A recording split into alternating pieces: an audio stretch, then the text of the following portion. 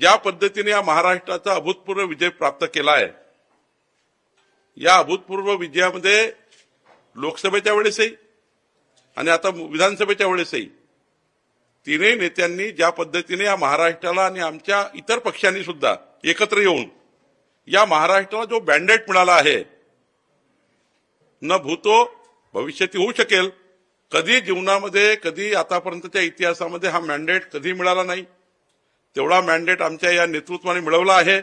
मोदींच्या नेतृत्वामध्ये हा मोठा मॅन्डेट आमच्या महाराष्ट्राच्या तिन्ही नेत्यांनी मिळवला आणि ही महायुती भक्कम करण्याचा प्रयत्न आज त्यांनी केला। शिंदे साहेबांनी सांगितलं, गोष्ट खरी आहे, शिंदे साहेब हे कधीच रडणारे नाहीये, ते लढणारे आहे।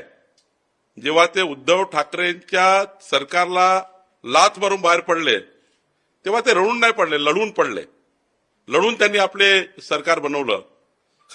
खरं तर ते कधीच रडून त्या ठिकाणी राजकारण करत नाही, एक लढवया नेता म्हणून त्यांनी आपलं राजकारण उभं केलं आहे। आज